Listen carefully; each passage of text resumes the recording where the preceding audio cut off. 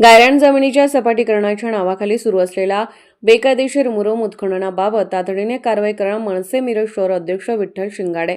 मिरज तालुक्यातील सिद्धेवाडी, आरक, खंडेराजुरी, बेळंकी, म्हैसाळ, मालगाव, गुंडेवाडी या भागातील गायरान जमिनीवर सपाटीकरण करण्यासाठी घेण्यात आलेल्या अल्पकालीन परवान्याच्या आड मोठ्या प्रमाणात बेकायदेशीर मुरुम उत्खनन सुरू आहे।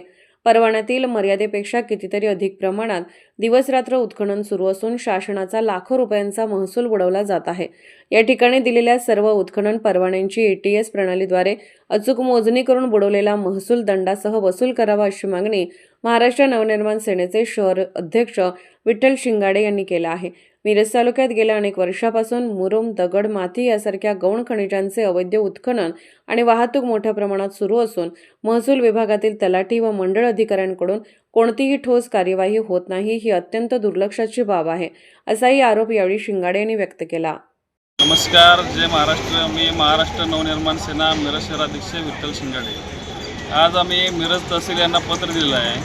पत्र देण्याचं कारण असं की मिरज पूर्व भागामध्ये जमिनी सपाट करण्याच्या नावाखाली मुरुम उत्खनन मोठ्या प्रमाणात सुरू आहे। या मुरुम उत्खननामध्ये शासनाचा महसूल बुडवला जातो। कोणतीही शासनाची परवानगी न घेता हे काम सुरू आहे आणि सर्रास सुरू आहे। साधारणतः मिरज पूर्व भागातील खंडेराजू असेल, आरग असेल, सिद्धेवाडी असेल, बेळंकी, म्हैसाळ, मालगाव, गुंडेवाडी या ठिकाणी गायरान जमिनी सपाटीकरण करण्याच्या नावाखाली अल्पमुदतीचा परवाना घेऊन या ठिकाणी दिलेल्या परवान्यापेक्षा जास्त मोठ्या प्रमाणात उत्खनन केलं जाते आणि त्याची परस्पर विल्हेवाट शासनाचा कोणताही महसूल न भरता परस्पर त्याची विल्हेवाट लावली जाते। यातून लाखो रुपये शासनाचा महसूल बुडवला जातो।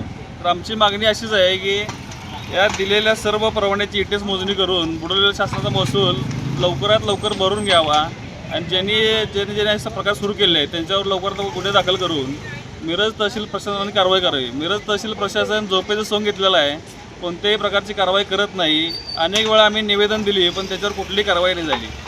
शनिवार आणि रविवार बघून अशी कामं केली जातात जेणेकरून शनिवार रविवारी अधिकारी जागेवर नसतात। अधिकाऱ्यांना सोमवारी सांगितलं की जागेवर जाऊन तपासणी करतात, मुद्देमाल सापडला नाही काय नाही अशी कारणं येतात उडवडीची।